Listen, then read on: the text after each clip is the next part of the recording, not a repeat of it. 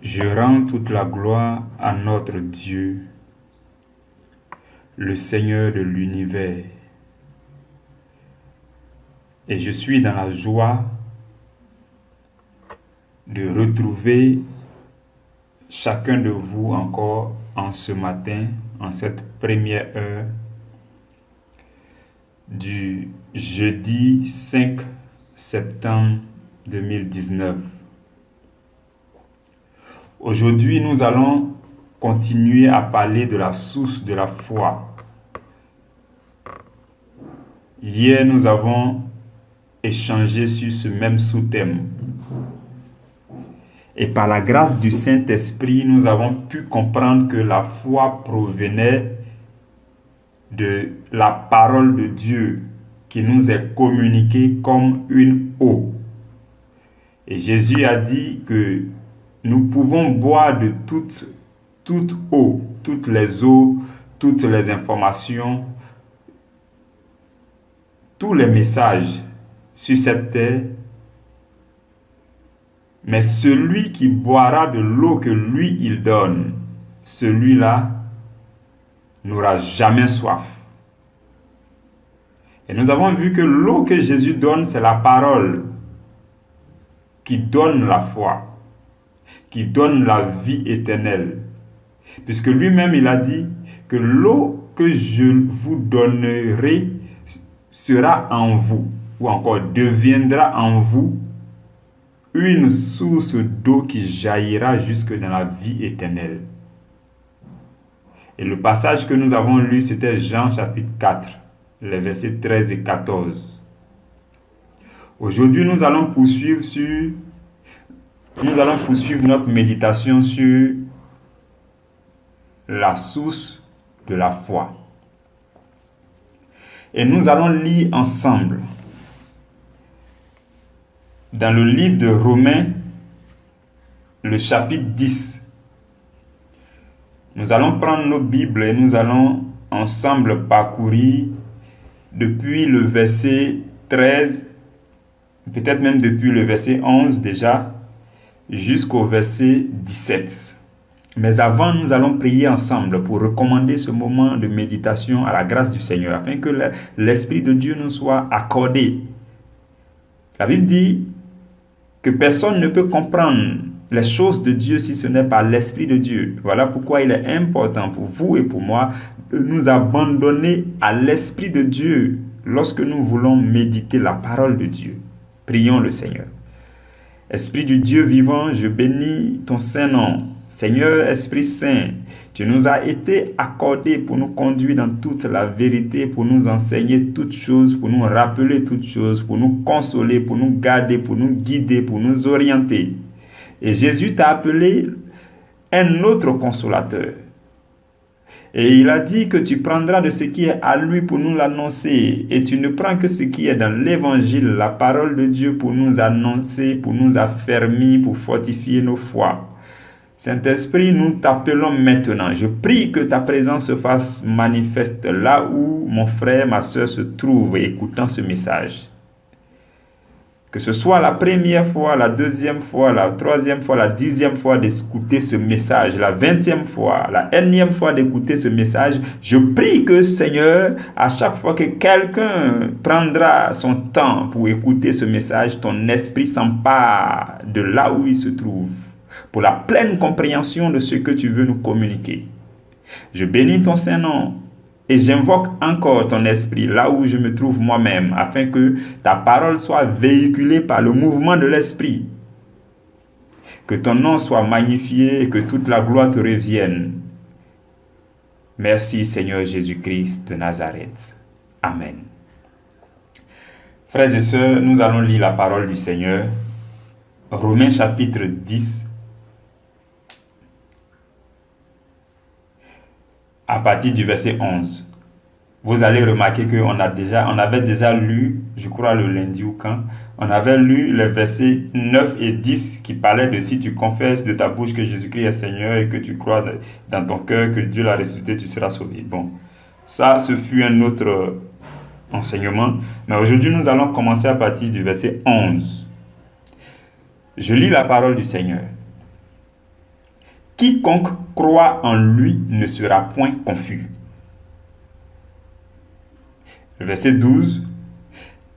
Il n'y a aucune différence, en effet, entre le juif et le grec, puisqu'ils ont tous un même Seigneur qui est riche pour tous ceux qui l'invoquent. Le verset 13 dit, « Car quiconque invoquera le nom du Seigneur sera sauvé. » Comment donc invoqueront-ils celui en qui ils n'ont pas cru? Et comment croiront-ils en celui dont ils n'ont pas entendu parler? Et comment entendront-ils parler s'il n'y a personne qui prêche? Et comment y aura-t-il des prédicateurs s'ils ne sont pas envoyés, selon qu'il est écrit? Qu'ils sont beaux les pieds de ceux qui annoncent la paix, de ceux qui annoncent de bonnes nouvelles. Mais tous n'ont pas obéi à la bonne nouvelle. Aussi Ésaïe dit-il, « Seigneur, qui a cru à notre prédication ?» Et le verset 17 qui nous intéresse dit, « Ainsi, la foi vient de ce qu'on entend, et ce qu'on entend vient de la parole de Christ, parole du Seigneur. » Frères et sœurs, voici l'ensemble des versets que nous avons à méditer aujourd'hui dans la présence de notre glorieux Seigneur Jésus. Au verset 12, après que Saint Paul ait présenté comment croire en Jésus et comment proclamer, il dit au verset 12 qu'il n'y a plus de différence. Désormais, il n'y a plus de différence entre les hommes, parce que Jésus est le Seigneur de tout le monde. Que vous soyez animiste, que vous soyez de telle ou telle confession, Jésus-Christ est le Seigneur de tout le monde. Dieu a envoyé Jésus-Christ pour qu'il soit le Seigneur de tout le monde. Et Paul, en leur temps, les gens avaient l'habitude en leur temps de faire la différence entre les païens et les juifs. Les païens ou encore les grecs et les juifs. Donc Paul dit il n'y a plus de différence entre le juif et le païen, puisque tous ont un même Seigneur. Pour tous ceux qui décident de croire en Jésus, il devient leur Seigneur. Il n'y a plus de différence entre les hommes. Parce que les Juifs pensaient que l'évangile, ou du moins la parole de Dieu, ou du moins la promesse de Dieu était pour eux seuls. Mais non. Dieu va nous démontrer que sa promesse est pour tous ceux qui vont accepter Jésus. Donc, Paul dit que le Seigneur Jésus est le Seigneur de tous ceux qui l'acceptent. Il n'y a plus de différence entre les hommes. Dieu ne fait pas exception des personnes. Dieu ne fait aucun favoritisme. Celui qui le veut, Jésus devient son Seigneur et son Sauveur. Et Paul dit que ce Seigneur-là, il est riche pour tous ceux qui l'invoquent. Paul est en train de nous envoyer sur un terrain très lourd.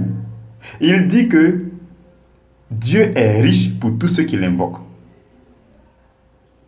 Et au verset 13, il dit, « Car quiconque invoquera le nom du Seigneur sera sauvé. » Si vous avez besoin de salut, vous invoquez le nom du Seigneur et vous secoue, et vous accorde le salut. Qui que vous soyez, si vous invoquez le nom du Seigneur, le Seigneur vient à votre secours. C'est ce que ces versets veulent nous dire. Et donc, l'homme, dans ses détresses, dans ses moments, dans ses situations difficiles, s'il fait recours au Seigneur et qu'il invoque le Seigneur le secoue. Mais ce qui va nous intéresser ou ce qui va nous interpeller, c'est comment donc invoquer le Seigneur. Parce que tout le monde peut invoquer le Seigneur.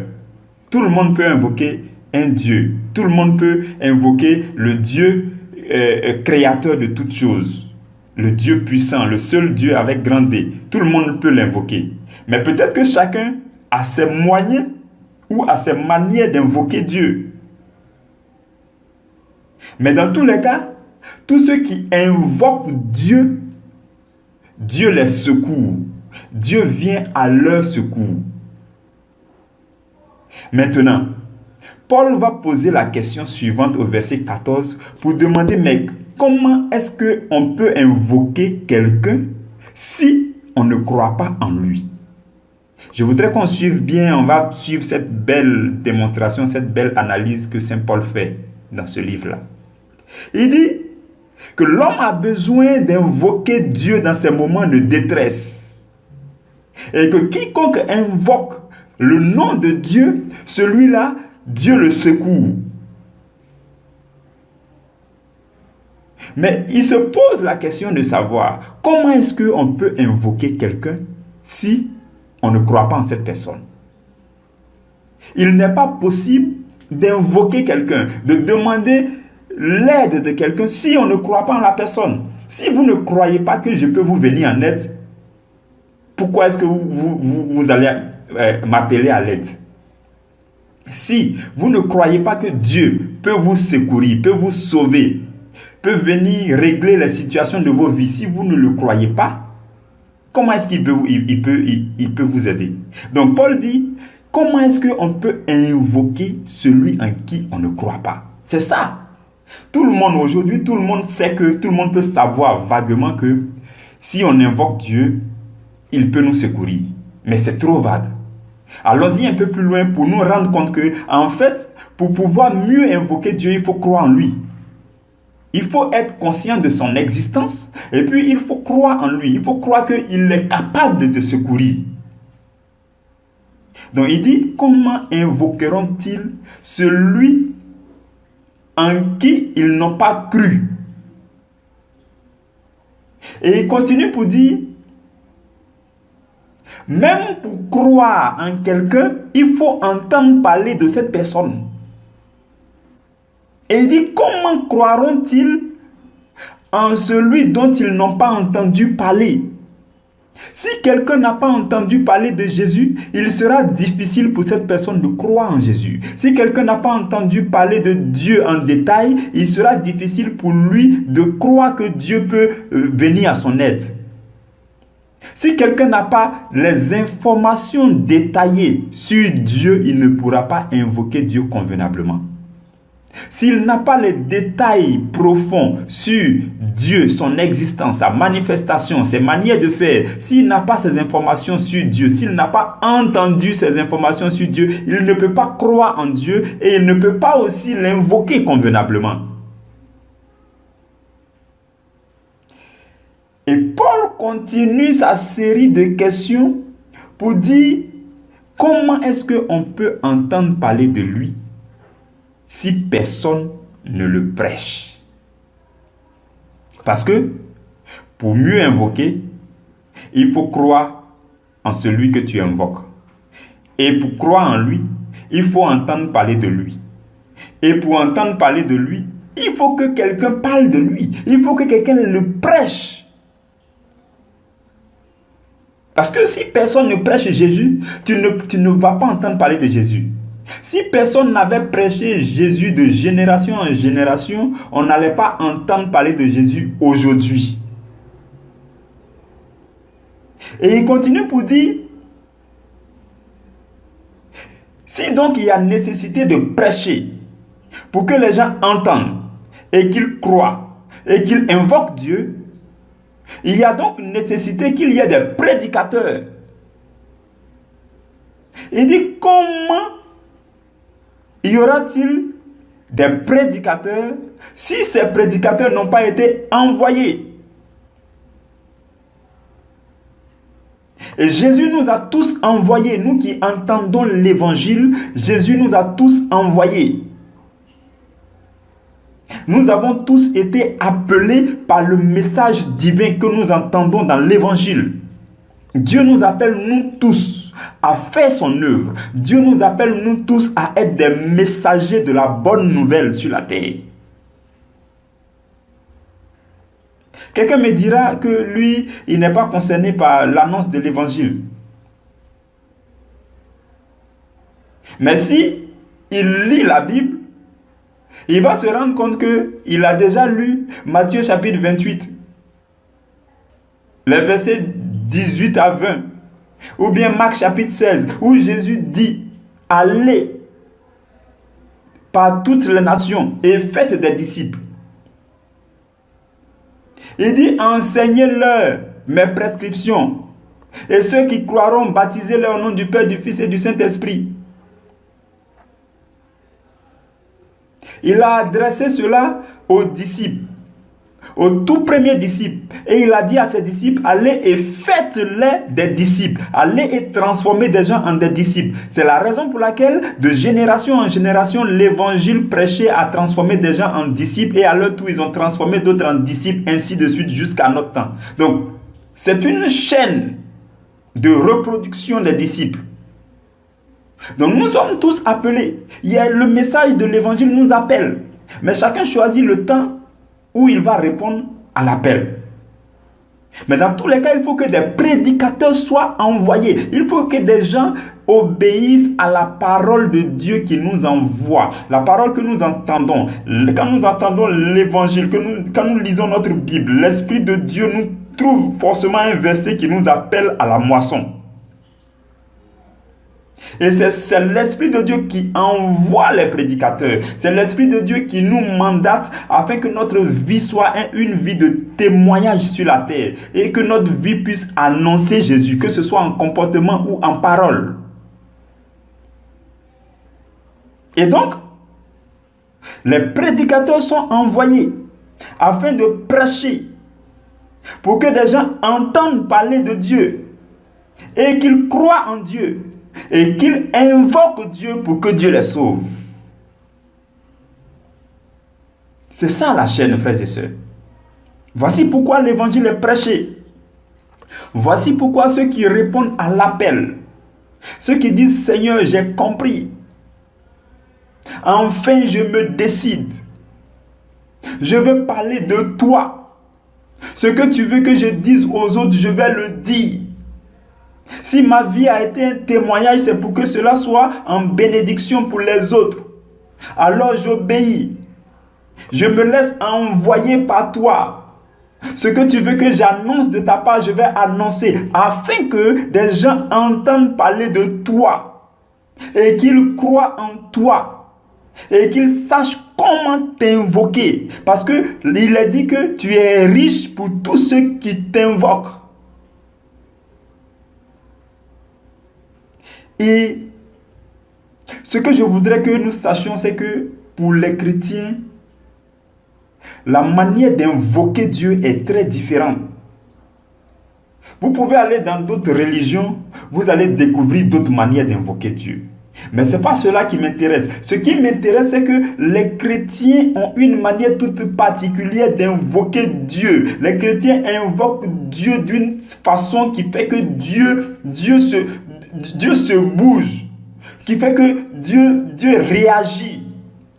Les chrétiens passent par le Fils de Dieu pour invoquer Dieu. Les chrétiens ont un moyen tout particulier d'invoquer Dieu. Les chrétiens disposent d'un outil tout particulier qu'on appelle la foi, afin d'invoquer Dieu. Dans quelques religions que vous connaissez, des gens ont leur manière d'invoquer Dieu. Des gens passent par leurs moyens, leurs objets, quoi que ce soit pour invoquer Dieu. Chaque religion a ses moyens d'invoquer ce qu'ils appellent leur Dieu. Mais la particularité du chrétien, c'est qu'il a un outil qu'il utilise pour invoquer Dieu. Cet outil s'appelle la foi en Christ. Et c'est de cela que nous allons parler durant tout ce mois. Vous allez comprendre qu'il y a une grande différence dans la manière d'invoquer Dieu lorsqu'il s'agit d'un chrétien et lorsqu'il s'agit de quelqu'un d'autre qui adore ce Dieu-là. Le moyen pour les chrétiens d'invoquer Dieu, c'est la foi. Et cette foi-là s'acquiert par la prédication de l'évangile. Et quand l'évangile est prêché, que des gens entendent, ils croient en Dieu. Et quand ils croient en Dieu, ils savent comment invoquer Dieu convenablement et efficacement. Voici pourquoi dans le verset 17, qui est très pertinent pour nous aujourd'hui, la Bible va dire que la foi vient de ce qu'on entend. Et ce qu'on entend vient de la parole de Christ. Ce verset est en train de nous dire que la foi, l'outil que les chrétiens utilisent pour invoquer Dieu de la façon la plus puissante et efficace, cet outil-là vient de ce qu'on entend de Christ, de ce qui est prêché à propos de Christ. Ce qui donne la foi chrétienne, c'est ce qui est prêché sur Jésus-Christ. Ce qui donne la foi chrétienne, c'est ce qui est prêché à propos de Jésus. C'est ce que Jésus a prêché. C'est la bonne nouvelle de l'évangile qui communique la foi. Frères et sœurs, voici la source de la foi. La foi vient de ce qu'on entend. Et ce qu'on entend vient de la parole de Christ. Christ, ça veut dire oint. Celui qui a été oint. Celui à qui Dieu a donné son esprit, son onction, sans compter, sans mesure. C'est Jésus-Christ de Nazareth. C'est loin de Dieu. Et c'est en lui seul qu'on peut puiser la foi. La mesure de foi nécessaire et consistante pour nous permettre d'invoquer Dieu. Si vous n'avez pas la foi en Jésus, vous allez passer toute votre vie en train de mettre votre front par terre, en train de vous mettre la face contre le sol pour invoquer Dieu. Vous n'y arriverez pas. Si vous n'écoutez pas, si vous n'entendez pas le message de l'évangile apporté par Jésus, si ce message-là n'entre pas dans votre cœur, vous n'aurez pas la foi. Parce que c'est avec la foi qu'on peut invoquer Dieu. Et quand on manifeste la foi en Christ, le Fils de Dieu, Dieu se déplace, Dieu réagit dans nos vies. La foi, c'est le moyen le plus efficace pour invoquer Dieu. Il est dit, quiconque invoquera le nom du Seigneur sera sauvé. Mais ce n'est pas de n'importe quelle manière qu'on invoque le nom du Seigneur. La manière la plus efficace d'invoquer le nom du Seigneur, c'est par Jésus-Christ. C'est en sachant le maximum de choses sur Jésus-Christ. La foi vient de ce qu'on entend. Et ce qu'on entend qui vient de Jésus. Frères et sœurs, voici la source de la foi.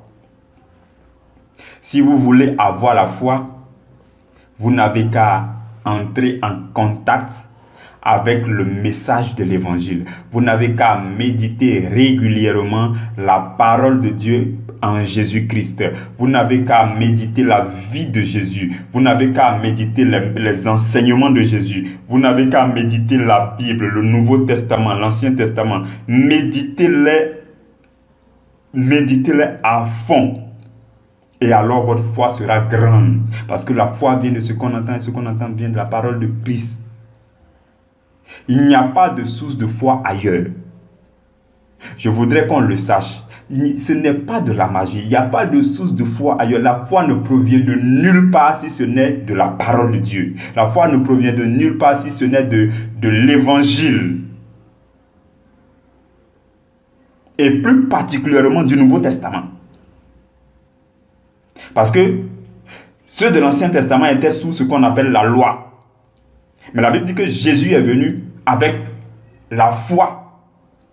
C'est pourquoi justement dans ce verset, cela me frappe tout particulièrement. Dans ce verset, il n'est pas dit que la foi vient de ce qu'on entend et ce qu'on entend vient de la parole de Dieu. Non, il est dit de la parole de Christ.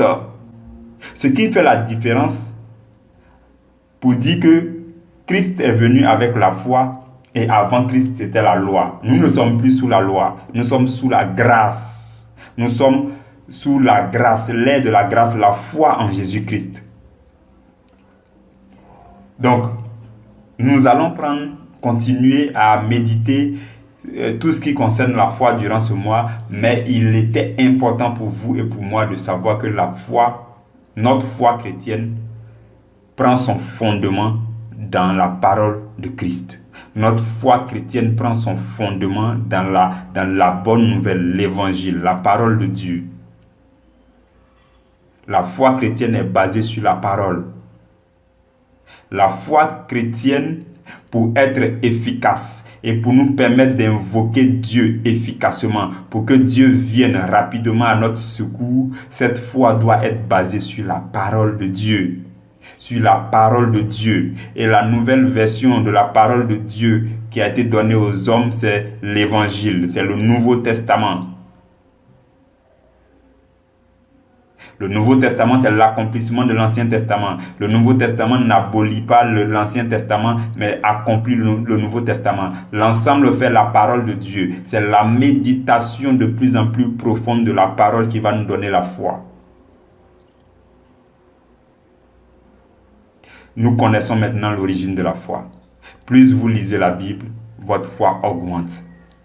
Vous emmagasinez. La parole de Dieu que nous lisons,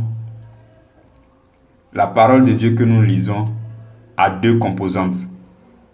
Il y a la parole écrite, c'est-à-dire la parole lue, les lettres, là, les verbes, les mots, les phrases qu'on lit. Ça, c'est la première composante.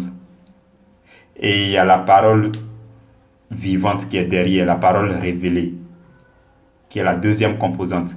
La parole révélée, c'est le sens profond qu'on tire de la parole écrite ou bien des phrases qu'on entend. Donc il y a un message profond, divin derrière chaque phrase. C'est ça qui est la parole révélée, la révélation, ou encore le réma. Et ce réma-là contient une puissance. Quand le réma là tombe dans votre entendement, tombe dans votre cœur, ça tombe avec une puissance. Et c'est cette puissance-là qui vous recharge, qui est la foi. C'est cette force que j'appelle la force spirituelle motivatrice, qui vous met en mouvement afin d'agir pour Dieu, afin d'obéir à Dieu. C'est pourquoi il est important pour les chrétiens de méditer la parole régulièrement. Si vous ne méditez pas la parole, votre foi diminue. Votre mesure de foi, le niveau de foi diminue. Et si le niveau de foi diminue, vous ne pouvez plus prier efficacement. Vous ne pouvez plus invoquer Dieu efficacement. Donc régulièrement, on doit méditer la parole. On doit écouter les prédications pour que notre foi augmente. Pour que la parole qu'on entend, la parole puissante qui tombe dans notre cœur, là, cette puissance-là puisse s'emmagasiner régulièrement pour que ça atteigne un niveau de puissance qui nous fait bouger, qui nous fait obéir à Dieu, qui nous fait parler avec hardiesse, qui nous fait commander dans le monde invisible. C'est ça la foi. C'est une force invisible très puissante, mais qui provient de la parole de Jésus. Quelqu'un qui n'a jamais écrit, Jésus n'a jamais écrit de livre. Jésus il a passé seulement 3 ans et demi en train de parler. Et comprenez que ce qu'il a dit était tellement puissant que ça continue de subsister jusqu'à notre jour. Et c'est la puissance de la parole de Jésus là qui est notre foi. Cette puissance-là vient se déposer dans notre cœur lorsque nous lisons la Bible, lorsque nous la comprenons comme Dieu veut que nous comprenions, lorsque nous découvrons la pensée de Dieu derrière chaque phrase. Cette pensée profonde de Dieu-là se dépose puissamment dans notre cœur et ça nous rend forts intérieurement. Ça rend notre esprit fort. C'est pourquoi la Bible parle de fortifier vous. Donc, ça nous fortifie. Ça nous rend forts. Ça nous donne une personnalité spirituelle forte. C'est cela. C'est tout comme lorsque vous branchez votre batterie de téléphone. Le niveau de foi peut être à 100%. Mais si vous ne branchez pas, si vous ne vous connectez pas à Dieu, si vous dans une méditation, vous ne vous connectez pas à Dieu, vous n'écoutez pas les prédications régulièrement, si vous n'entendez pas ce qui vient de Christ, votre foi va diminuer, le niveau de foi va diminuer. Et si vous persistez, bientôt vous serez à 0% de foi. Il y a lieu encore de brancher. C'est pourquoi certains sont à un niveau constamment élevé de foi. Parce qu'ils sont en contact avec la parole chaque jour. Ils sont branchés chaque jour. Et à peine ça atteint 90%, ils branchent encore. À peine ça atteint 85%, ils branchent. Et puis ça part jusqu'à 100%. À peine ainsi de suite, ainsi de suite, ainsi de suite. Nous devons rester connectés à la parole de Christ. Parce que la foi vient de ce qu'on entend et de ce qu'on entend de la parole de Christ. Nous devons rester connectés pour que la parole de Christ nous charge et augmente la dose de foi en nous. Et que nous ayons une force spirituelle Que nous ayons une capacité surnaturelle, que l'Esprit de Dieu agisse à travers nous. C'est cela la foi, c'est cela l'origine de la foi, frères et sœurs. Je bénis Dieu de ce qu'il nous a réunis afin de partager durant ces 2 jours sur l'origine de la foi. Nous savons désormais que la foi vient de la parole de Christ. Nous savons désormais que pour avoir un bon niveau de foi, il faut méditer constamment la parole de Christ, la parole de Dieu. Il faut méditer notre Bible dans le secret de notre cœur. Il faut découvrir Dieu dans la parole. Derrière la parole écrite, il y a une parole révélée qu'on appelle le Réma, qui est très puissante, qui doit tomber dans le cœur de chacun pour que nous puissions comprendre ce qu'il y a à faire. La foi vient de la parole de Dieu. La foi vient de l'évangile. La foi vient de la méditation. Le Seigneur nous interpelle à méditer la parole. Le Seigneur nous interpelle à nous retirer dans le secret avec lui pour l'écouter à travers sa parole. Que la grâce de Dieu demeure sur vous. Que Dieu vous accorde la force qu'il faut pour entrer en contact avec lui. Pour prendre plaisir dans sa présence et que cela devienne pour vous une passion et que personne ne puisse se dire non, je perds mon temps en faisant ceci, cela. Non, même si vous ne comprenez pas un verset, vous êtes là avec Dieu, vous cherchez à comprendre, vous continuez à lire. C'est cela. Nous devons fouiller, creuser pour trouver la foi. La foi est plus précieuse que l'or. Et vous savez que pour trouver l'or, les gens creusent jusqu'au fond de la terre. La foi est plus précieuse que le pétrole. Et pour trouver le pétrole, des gens creusent jusqu'au fond de la mer. Raison pour laquelle le chrétien qui veut être un chrétien influent, puissant, spirituellement, doit creuser dans la parole de Dieu pour découvrir la foi. Parce que la foi, c'est la chose la plus précieuse au monde. Que la grâce de Dieu demeure avec vous. Demain, nous commençons une autre série sur 2 jours. Nous allons parler de la conversion. Et nous allons faire la différence entre la conversion et la nouvelle naissance. D'ici là, que la grâce de Dieu demeure sur vous au nom de Jésus. Amen.